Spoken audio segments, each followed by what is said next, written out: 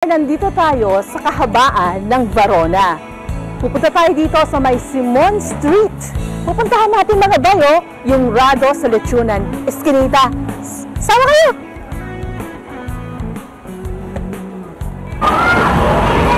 Laban, malapit na tayo. Ayun na, natatanaw ko na. Sama kayo! Dito tayo! Mga abay, mapalad tayo ngayong umaga dahil ang kasama natin ay si Abay Rado Bautista. Mga bay, ang storya niya, yung kanyang pinagtatrabuhang kumpanya, no, ay nagsara. So, ano gagawin niya dahil nagsara yung kanyang company? Mga abay, dapat nga naman na mabuhay, dahil meron siyang 3 anak na pinapag-aral at kailangang buhayin. Teka muna, eto si Abay Rado, kasama natin. Magandang umaga sa iyo, Abay Rado. Magandang umaga rin po sa inyo. Salamat sa pagdalaw niyo sa lugar ko. Maraming salamat po sa pagpapaunlak sa interview ito. Kumusta na kayo?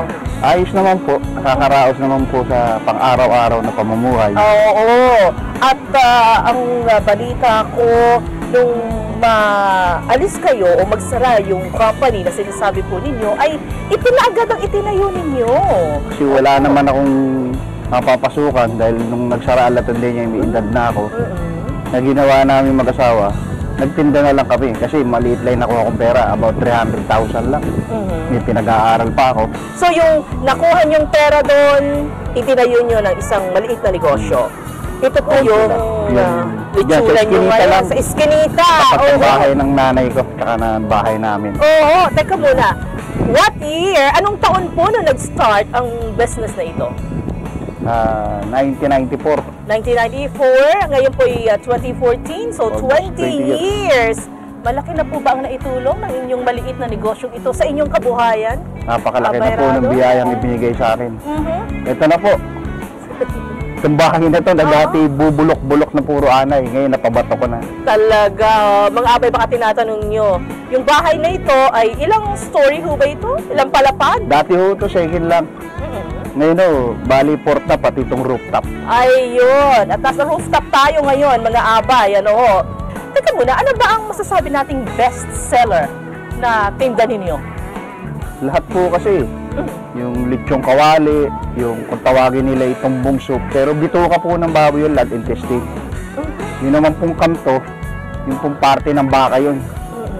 Saka po yung lengua na inasado, yung dila po na baboy na inasado. Teka muna, dahil ang balita namin, talagang maraming bumibili sa inyo yan, tumbong soup. Opo. Magkano ba ang isang order nun? 60 po ang isang order ng ulam, 10 piso yung kanin. Ayun. Marami mo bang kumakain talaga dito? Pag yung hindi mo umuulan, pila po ang tao. Talaga? Pag umuulan po, madalang. Ayun. Hindi po kami nakaka-reach ng tamang benta. As far as where? Saan po galing ang mga pumupunta rito sa inyo? Talagang dinadayo yung Iba-iba po kasi. paninda.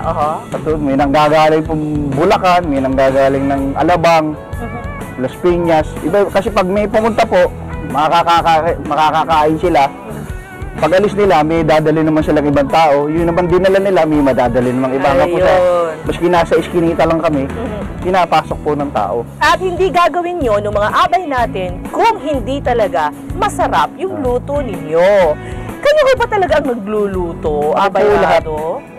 Yung naman po sauce ng lechon, si Mrs. po ang nagtitimpla.